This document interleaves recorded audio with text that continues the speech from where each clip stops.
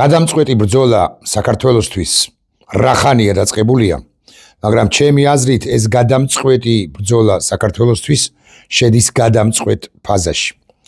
იმიტომ რომ ამ ხელისუფლებად წოდებულმა ბანდამ ბიზინა ივანიშვილის სინდიკატმა უკვე ყველა წითელი ხაზი გადალახა მოარღვია და ყველაზე უფრო უკადრებელსაც კი კადრულობს ბოლო რამდენიმე ხანია 26 ოქტომბრის შემდეგ მეთქი ასე უნდა ითქვას, თუმცა ბოლო ერთი თვეა, თვენახევარია, ორი თვეა, ან თუ გნებავთ ასე ვიტყვი 29 ნოემბრის შემდეგ განსაკუთრებით 26 ოქტომბერი არჩევნები ხომ მიაყალბა, ხომ მიიტაცა ქვეყანა და ხელისუფლება ძალაუფლება, მაგრამ აი 28-29 ნოემბრის შემდეგ და ბოლო პერიოდია ყველაფერზე მიდის უკლებლივ და იცით თქვენ რასაც გულისხმობ იმ ჯოჯოხეთურ რეპრესიულ კანონებს, რომლებსაც ის იღებს, იმ ჯარიმებს, რომლებსაც აკისრებს ის თავისუფლების მოყარე მოქალაქეებს, თან არაფრის გამო აკისრებს. გარდა ამისა, იცით თქვენ რომ ბიზინა ივანიშვილი პრაქტიკულად ღიად ამბობს, რომ გააუქმებს პოლიტიკურ პარტიებს. გარდა ამისა, იცით თქვენ რომ მას ჯერ კიდევ საარჩევნო პერიოდში ნათქვამი აქვს შემდეგი სიტყვები, რომ ბოდიშს მოუხდიან ისინი რუსებს. დიახ, თითქოს ამბობს ამგვარ რამეს, რომ აფხაზებსა და ოს ძმებსო, მაგრამ თლად ესე არ არის რეალურად ის იტყვის რომელიღაც ეტაპზე ამ კომისიის გამოყენებით, მეშვეობით თუ კომისიის გარეშე, რომ ბოდიშს უხდის სააკაშვილის ქმედებათა გამო რუსეთის ფედერაციას და ომში დამნაშავედ აცხადებს არა სააკაშვილის ხელისუფლებას, არამედ საქართველოს. გარდა ამისა, ის მაღალი ალბათობით კი არა დადასტურებით, დაზუსტებით შეიძლება ითქვას, რომ გამოაცხადებს, ცალმხრივად გამოაცხადებს საქართველოს ნეიტრალიტეტს, ამასთან ამ ნეიტრალიტეტის მცველად და მცველად მოგვივლენს რუსეთის ჯარს და აკანონებს. გარდა ამისა, გააღვივებს ქსენოფობიას, ჰომოფობიას, არმენოფობიას, თურქოფობიას და ასე შემდეგ. იცით თქვენ, ანუ მრავალფეროვან, მრავალეთნიკურ, ტოლერანტული საქართველოს იდეას თავშივე მოსპობს, ეთნონაციონალიზმს მიაწვება და თუ ასე გაგრძელდა დააკანონებს კიდეც. გარდა ამისა, ის გააუქმებს საერთოდ ამოშანთავს არასამთავრობო სექტორს,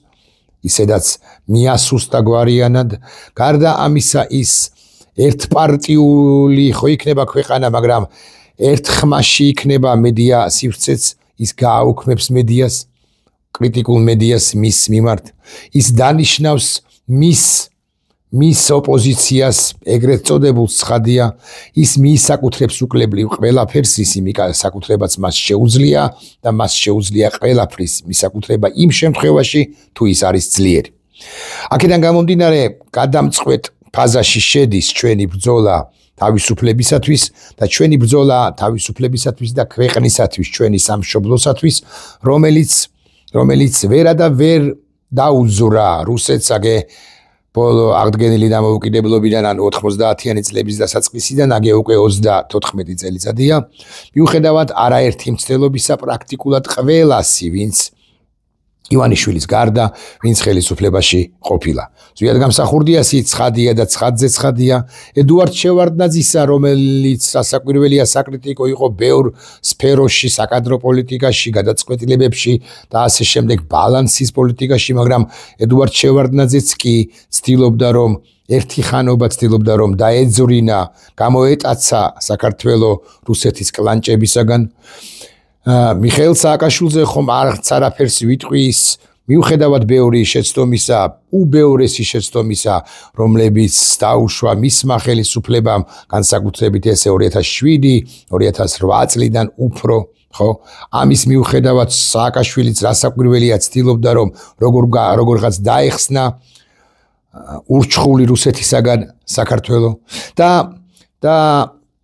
და მოდი ვიქნები გულახდილი თქვენთან ერთი ხანობა რომ მოგვატყუა ბიზინა ივანიშვილმა და რომ გაგვაცურა და რომ გვათოხლა ერთი ხანობა პირველი წელი პირველი 2 წელი 2012-დან 13-დან ვიდრე 14-მდე მოდი ასე ვიტყვი ხო ისიც გვაჩვენებდა რა საკვირველია რომ არის დემოკრატი თუ პროდასავლელი ხავდა რა გარშემო პირები რომლებიც სწორედ დასაბლურობას უჭერდნენ მხარს მაგრამ აღმოჩნდა რომ მას ჰქონდა მსაკვრული ჩანაფიქრი თუმცა იმ პერიოდში პირველი წელიწად ნახევარი თუნდაც ასე ვიტყვი ეს გოგლი-მოგლი კი გვაჭამა ხო და რუსეთს ვერ დავუძვერით მეთქი რუსეთის FSB-ს ამას ვამბობ და ახლა არის გადამწყვეტი ბრძოლა საქართველოსთვის იმიტომ რომ ბიძინა სჩადის იმას აპირებს იმას რაც მოგახსენეთ და დავამატებთ უგნებავთ კიდევ აპირებს შემდეგ რამეს ის აპირებს რომ გააუქმოს საქართველოს შეიარაღებული ძალები მათი რიცხოვნობა დაიყვანოს არა 12 ან 10 ან 7000-მდე არაბეთ ძალიან პირობითად ვიტყვი 1000 800 700 500 ჯარისკაცამდე ფორმალურად დღა შეინარჩუნოს საქართველოს შეიარაღებული ძალები რომლებსაც ესეთი ცერემონიული მისია ფუნქციები ექნებათ და ექნება ამ შეიარაღებულ ძალებს და მხოლოდ და საბოლოოდ ჩააბაროს ჩვენი ქვეყანა რუსეთის ფედერაციას ამ გადამწყვეტ მომენტში საქართველოს ისტორიისა და არა მხოლოდ საქართველოს ისტორიისა, არამედ მსოფლიო ისტორიისა, როდესაც ერთა და ხალხთა მოქალაქეთა ნება ბევრ რამეს გადაწყვეტს ნებისმიერ კონფლიქტურ ვითარებაში და ნებისმიერ დროს და ნებისმიერ სივრცეში უკრაინაშიც კი, რომელიც ბევრს მიაჩნია რომ განწირულია, ვთქვათ დასავლეთის და უფრო კონკრეტულად შეერთებული შტატების მიერ, მაგრამ ვერც ვერანაირად ვერ იქნება განწირული უკრაინა თუ უკრაინელი ხალხი იქნება ბრგედ და ერთიანად და თუ ჩვენც ვიქნებით ბრგედ და ერთიანად და თავისუფლების სადარაჯოზე, რაც არ უნდა ბიზინა და პუტინი ერთად იყვნენ, წამოვიდნენ ჩვენს წინააღმდეგ, რაც არ უნდა მოინდომონ რეპრესიული მანქანის ამოქმედების, ამუშავების, გაძლიერების მიუხედავად, ჩვენ ვერას დაგვაკლებენ როგორც სახელმწიფოებრივ ორგანიზმს და საბოლოოდ მაინც დაიხევენ, უკან უпростовად დავახევინებთ, უკან მიუხედავად იმისა, რომ უმძიმეს საათებს, დღეებს, კვირებს, თვეებს და შესაძლოა წლებსაც კი გავივლით. ამიტომ გადამწყვეტი ბრძოლა დაწყებულია და აქ ყველამ თავმდაბლად რა საკვირველია, ყველამ პატარა თავისი თითქოს უმნიშვნელო რეალურად კი ძალიან მნიშვნელოვანი როლი უნდა შეასრულოს, როლი უნდა იკისროს, მისია უნდა აიღოს საკუთარ თავზე. და აქ მხოლოდ ახალგაზრდებს არ გულისხმობ, რომლებიც შეფენილნი არიან რუსთაველის გამზირზე და რომლებიც ყოველდღიურად ჩვენგან განსხვავებით, ჩემგან განსხვავებით აპროტესტებენ და აპროტესტებენ ამ რეჟიმს, რომლებიც ჩემგან განსხვავებით, ჩემ თავზე ვლაპარაკობ საკუთარ თავზე, ყვირიან არ იქნება სამართალი, არ იქნება მშვიდობა. ისინი ამბობენ ყოველდღიურად, ყოველ საათობრივად, ყოველ წუთობრივად ამბობენ ცეცხლი ოლიგარქიას. ისინი შემართულნი, შეუპუებელნი იბრძვიან ამ რეჟიმის წინააღმდეგ, ბევრი ჩვენგანისაგან განსხვავებით. მაგრამ მათ ახალგაზრდებს, ან ძველგაზრდებს, ჭარმაგებს მე არ გულისხმობ. მე გულისხმობ პირველ ყოვლისა უკლებლივ ყველა ინდივიდს და ყველა ამა თუ იმ სფეროს ან ამა თუ იმ მიმართულების არა სპეციალისტს არ არის სწორი სიტყვა, მართებული სიტყვა, ამა თუ იმ სფეროსა თუ მიმართულებაში ვინც არის, ვინც დასაქმებულია, ვინც არის მათ ჟურნალისტებს, რიგით მოქალაქეებს, სამოქალაქო სექტორის წარმომადგენლებს, ამა თუ იმ პროფესიულ სფეროში მყოფ ადამიანებს და გულისხმობ, ახლა ასე ვიტყვი. ანწუხელიძე უკვდავია. აი ეს პლაკატი, წარწერა ამ პლაკატით, ფურცელი, რომელზეც იყო დატანილი ეს სიტყვები, ხელში ეჭირა საქართველოს რიგით მოქალაქეს. ანწუხელიძე უკვდავია. პოლიცია რომელიც მილიციად გარდაქმნა ბიძინა ივანიშვილმა, აედევნა ამ ახალგაზრდა მოქალაქეს, გოგონას. ეს პლაკატი ხომ გამოართვა, წაართვა, წაგლიჯა და ეს პირი დააკავა. და მე გეკითხებით ყველას, ჟურნალისტებს, ექსპერტებად წოდებულებს, ექიმებს, მასწავლებლებს, ინჟინრებს, მუშებს, გლეხებს, სოფლად, ქალაქად მყოფებს, ასაკიანებს, ახალგაზრდებს, შუახნის მოქალაქეებს. მე გეკითხებით დიასახლისებს, მე გეკითხებით დასაქმებულებს თუ ჯერაც უმუშევრებს, მე გეკითხებით ყველას და პირველ ყოვლისა ვეკითხები საქართველოს შეიარაღებული ძალების წარმომადგენლებს. არის თუ არა თქვენ როგორ ფიქრობთ, არის თუ არა ანწუხელიძე უკვდავი? არა, ანწუხელიძე მოკვდაო ფორმალისტური თვალსაზრისით თითოეულმა თქვენგანმა ეს რომ მიპასუხოს ფორმალისტური თვალსაზრისით მართალიც იქნება. დიახ, ჩვენ ყველანი ვკვდებით და ანწუხელიძეც რასაკვირველია მოკვდა, მაგრამ აქ ხომ საუბარია არა ფორმალისტურ სიმართლეზე, არამედ საუბარია კონცეპტუალურ გააზრებაზე. გიორგი ანწუხელიძისა და გიორგი ანწუხელიძის მისია ღვაწლი როლისა, ღვაწლისა ჩვენი ქვეყნის წინაშე. დიახ, ანწუხელიძე უკვდავია და ვინ, მაგრამ ეს ჯარისკაცებმა, ომგამოვლილებმა 2008 წელს, თუნდაც უკვე შემდგომ მისულებმა შეიარაღებულ ძალებში, ომგამოვლილებმა სხვადასხვა საერთაშორისო მისიაში, ომგამოვლილებმა 90-იან წლებში, რომლებიც არც იცნობდნენ, ან ერთად არ იყვნენ ანწუხელიძესთან ერთად სანგარში, ვინ და ეს ყველამ კარგად ჩემზე უკეთ იცის. რატომ ჩემზე უკეთ? იმიტომ რომ 2008 წელს თვითკრიტიკული არა, ობიექტური ვიქნები საკუთარ თავთან და თქვენთანაც. 2008 წელს ამ სახლში მყოფი,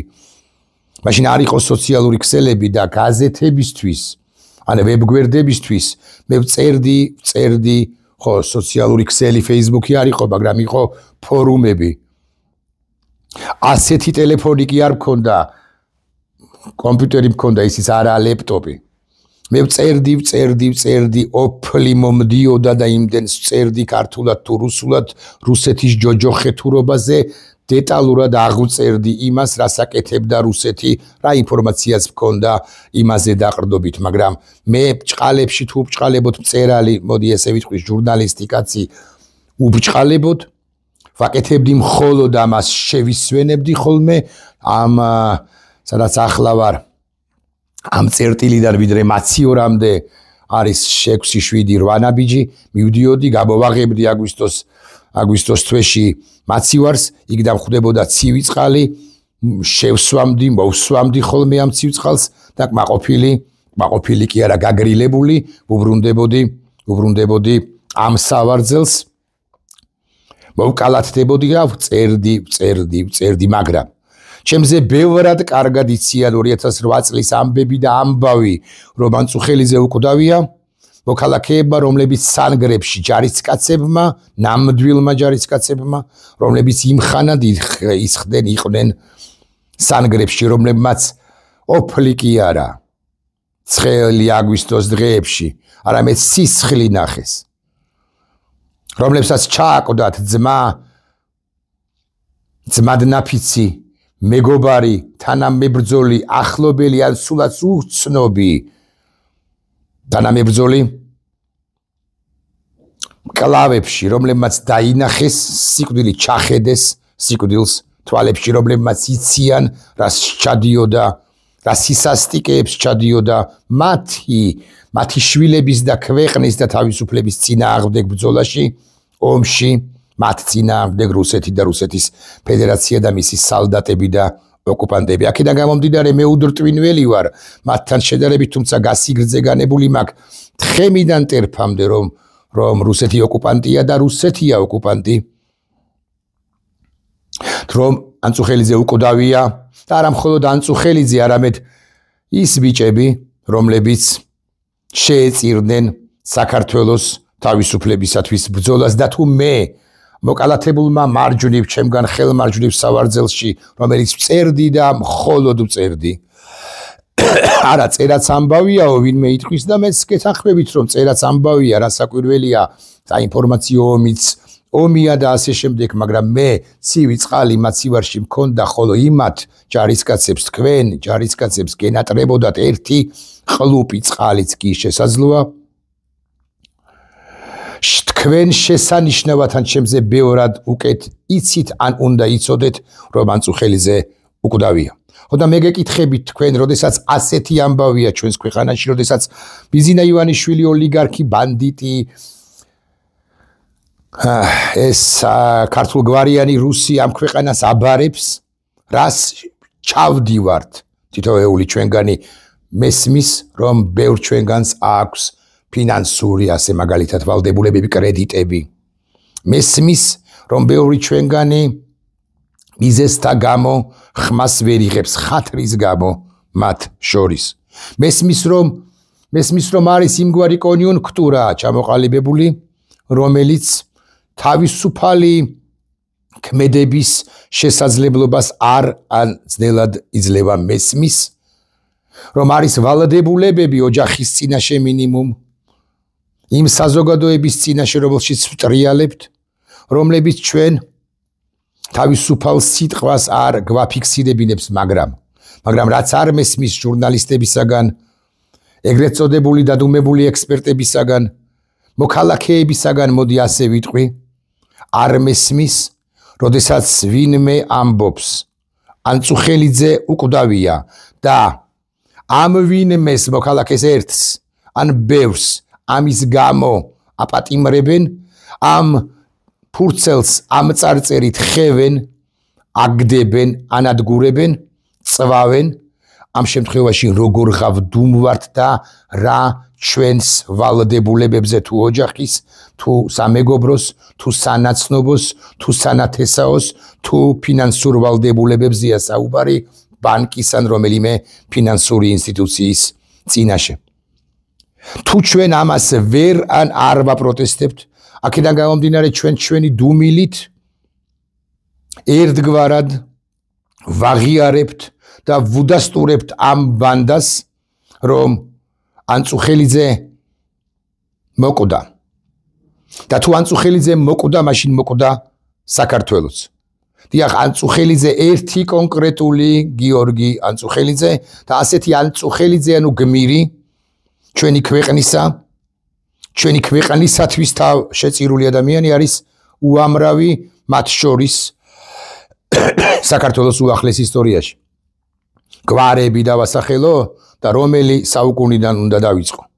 და თუ მოკვდა ამბროსი ხელაია მაშინ საქართველოც აღარ არსებობს იმიტომ რომ ამ შემთხვევაში საქართველო არის რომელიმე ბანდიტი მღვდელმთავრის დღევანდელი მღვდელმთავრის საქართველო ქვეყანა და მე პირადად არ ვეგუები მე ერთი ჟურნალისტი თუ მწერალი კაცი არ მინდა რომ შევეგუო და არც შევეგუები ამას და თქვენ მოქალაქეებო სხვადასხვა პროფესიის მოქალაქეებო რას შვებით რას აკეთებთ როგორ აფიქსირებთ თქვენს თუნდაც დაბალ ხმაზე თქვენს პროტესტს ამ რეჟიმის ამ რუსული რეჟიმის წინააღმდეგ როგორ ეუბნებით კონკრეტულ და კოლექტიურ ბიზინა ივანიშვილებს გამობიძინებულებს კობახიძეებს მდინარაძეებს სულუკიანებს სუბარებს სხვებს და სხვებს პაპუაშვილი რო არ გამორჩეს და კიდევ ერთი 2 7 ან 15 უგვანი როგორ ეუბნებით გოგა ხაინდრავას რომ არ არის ეს მისი ქვეყანა არა მხოლოდ მისი ქვეყანა კი არა მხოლოდ მისი ქვეყანა არ არის ეს ესეთი რბილად ნათქვამი სიტყვა არა მისი ქვეყანა არ არის საერთოდ მიუხედავად იმისა რომ ხაინდრავაც და ივანიშვილიც კობახიძეც და მდინარაძეც ღარიბაშვილიც და წულუკიანიც ქართულ გვარებს ატარებენ და ქართულად მეტყველებენ როგორ მეტყველებენ ღმერთმა უწყის არა საუკეთესოდ რომ არ მეტყველებენ ეს ფაქტია მაგრამ მხოლოდ მათი კი არა ეს არ არის სათქმელი მათი საერთოდ არ არის ეს ქვეყანა იმიტომ რომ ისინი ემსახურებიან არა საქართველოს და საქართველოს თავისუფლებას და თავისუფლების იდეას არამედ ემსახურებიან რუსეთის სიძლიერეს და რუსეთის უძლეველობის იდეას ემსახურებიან დამოუკიდებლად იმისა ეს გასიგრძეგანებული, გათვითცნობიერებული, გაგებული აქვთ თუ არა. აქედან გამომდინარე მე არავის არაფრისაკენ არ მოუწოდებ რა უფლება მაქვს არც ჯარისკაცებს ოდესღაც გარკვეული პერიოდის წინ წლების წინ სიკვდილს რომ ჩახედეს თვალებში იმ ჯარისკაცებს მე არ მოუწოდებ ეხლა იარაღის ასხმისაკენ და ამ ბანდიტების ჩამოყირავებისაკენ რა უფლება მაქვს თქვენ წყვეტთ საბოლოო ჯამში და რაც არ უნდა მოგიწოდოთ მწერალმა თუ ჟურნალისტმა კაცმა რომელსაც უამრავი შეცდომა ალბათ აქვს და ალბათ კი არა ნაღდად მაქვს დაშვებული თეთრ ხელთათმანიანი არც მე არა ვარ და ბუნებრივია რომ არა ვარ იმიტომ რომ გასული საუკუნის 90-იანი წლებიდან ჩართული ვარ ამ ჭაობში და ვცდილობ ჩემებურად შეცდომებით მათ შორის ამ ჭაობიდან საკუთარი თავის ოჯახის საზოგადოების ახლო თუ ფართო ვიწრო თუ ფართო წრის ამოთრევას ქვეყნის ამოთრევას იოტის ოდენა წვლილი შეტანას ამაში მე შესაბამისად ვარ დასრული გასრული ცუდი სიტყვა დასრული ხო ჭუჭყმოდებული ადამიანი საზოგადოების ერთი ნაწილი იმედი მაქვს მცირე ნაწილის შეფასებით იმედი მაქვს მაგრამ ამას ხომ არა აქვს ახლა მნიშვნელობა აქ ხო იმაზე არ ვლაპარაკობთ ვინ თეთრ ხელთათმანიანია და ვინ შავ ხელთათმანიანი ჩვენ ხო ვლაპარაკობთ იმაზე რომ მე არ მოგიწოდებთ რასაკვირველია იარაღის ასხმისაკენ და ამ ბანდიტების ჩამოგდებისაკენ მაგრამ ბევრ თქვენგანს აქვს სოციალური ქსელი ბევრ თქვენგანს აქვს ჟურნალისტებს სამხედროებს, ექიმებს, მასწავლებლებს, უმუშევრებს, სოფლადმყოფებს, ქალაქადმყოფებს, დასაქმებულებს, კარგებს, ცუდებს, ოცნების ოდესღაც ან დღესაც მომხრეებს. სახელმწიფო ბიუროკრატიაში მომუშავე ადამიანებს. ბევრ თქვენგანს აქვს თუ ყველას არა სოციალური ქსელი. და მე გეტყვით რა ამარცხებს ბიზინა ივანიშვილს, არა მხოლოდ 31 მარტს ჩვენი გასვლა რუსთაველის გამზირზე და არა მხოლოდ რუსთაველის გამზირზე, არამედ დედაქალაქში და სხვა ქალაქებშიც იმედი მაქვს. არამედ ამარცხებს მათ შორის დღეს მდუმარეთა, დადუმებულთა, კრავთა ახმამაღლება და ერთი არა, ორი სიტყვის დაწერა Facebook საკუთარ სტატუსებზე თუ სტატუსებით Facebook-ზე მოკლედ ანწუხელიძე უკვდავია ამას მე გეუბნები შენ ბიზინა ივანიშვილო და მე გეუბნებით თქვენ მერის თანამშრომელი მე რომელიმე აიპის თუ სიპის თანამშრომელი მე წყალტუბოს მუნიციპალიტეტის თანამშრომელი მე ექიმი რომელიც ვარ ახლა ახალციხეში მე მასწავლებელი რომელიც ვარ ახლა სიღნაღში მე ფერმერი მე მაღალი დაბალი ჭკვიანი გონიერი არაფრის მცოდნე ყველაფრის მცოდნე მხატვარი მუსიკოსი ინჟინერი მუშა უმუშევარი დასაქმებული მე სხვადასხვა გვარსახელის ადამიანი გეუბნები ანწუხელიძე უკვდავია მე გეუბნები შენ მე ექსპერტად წოდებული ხელისუფლებასთან მორგებული ხელისუფლებასთან გარიგებული მესმის მადლობა რომ გადამიხადე $7,860 თუ ლარი მადლობა ან მადლობასაც არ გიხდი გავიგე გამოგიყენე გადაგაგდე იმიტომ და გადაგაგდე რომ უკვე ყველა ზღვარც გადახვედი ანწუხელიძის სახელის შელახვას ცდილობდა ახერხებდა ეს კი წითელი ხაზია და დაგიბრუნებ იმ $7,830 როცა იქნება ანცვლაც არ დაგიბრუნებ დედა სტირებია იმას რაც ჩვენ შორის ანუ ჩემსა და შენ შორის იყო ბიზინა ივანიშვილო და ეს ასევე ან პირველ ყოვლისა უნდა თქვან საქართველოს ჯარისკაცებმა მათ შორის კომისიაზე ზის ერთი კაცი აი წულუკიანის ბანდიტი წულუკიანის კომისიაზე გვარს არ დავასახელებ რომელმაც წესით იცის რა ჯოჯოხეთი გამოვიარეთ 2008 წელს და ისიც სდუმს რად გიღირთ არა მე მისი იმედი აღარ მაქვს ნამდვილად იმიტომ რომ ის 99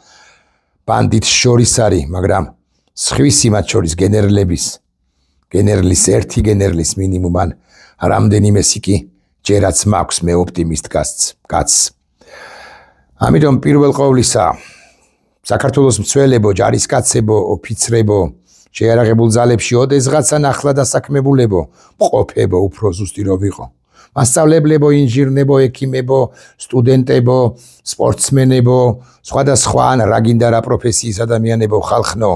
ანგრევს ბიზინა ივანიშვილი ამ ქვეყანას. აღარ გვექნება ეს ქვეყანა როგორც ასეთი. ახლა განვაგრძოთ თუ გნებავთ უდრტვინველად ფიქრი იმაზე როგორ გავისტუმროთ კრედიტი რაც მნიშვნელოვანია, ცხადია. ან ვიფიქროთ იმაზე როგორ გადავარჩინოთ ეს ქვეყანა. ასე ზოგადად დასმული კითხვებით კი არ გამოვირჩეთ ჟურნალისტებს მივმართავ მათ მიმართ ან მათ თვის რომ და ის მის ხოლმე ამგვარი კითხვები რას ფიქრობს რა მნიშვნელობა აქვს ირაკლი კობახიძე. ირაკლი კობახიძე რასაც არ უნდა ფიქრობდეს გამობიძინებული სულ გაყიდული ირაკლი კობახიძე არის ქართულ გვარიანი რუსი ამოიღეთ ხმა ხალხნო ამოიღეთ ხმა იმიტომ რომ ხვალ ვერც ჩემს როხროხას ხმას გაიგონებთ თუ ასე გაგრძელდა და ჩემზე ბევრად უკეთესი სპიკერების ხმაც ვერ მოაღწევს თქვენამდე და ჩარჩებით ასე ბიზნესტანში ანუ ბიზინა ივანიშვილის მიერ შექმნილ რუსულ არსით რუსულ საქართველოში რომელშიც სხვათა შორის თქვენ შვილებს ტაბლიაშვილს და ანწუხელიძესაც კი დაანებეთ თავი რომელშიც თქვენ შვილებს გარწმუნებთ აღარ ასწავლიან არც რუსთაველს დიდები და უდიდესები უნდა ჩამოვთვალო არც გურამიშვილს არც ილია ჭავჭავაძემდე რუსთაველს გურამიშვილს ბარათაშვილს ილია ჭავჭავაძეს ვაჟა-ფშაველას მეექვსეს გალაქტიონს არ ასწავლიან ან ასწავლიან ესე მწირად და შეზღუდულად და არასრულად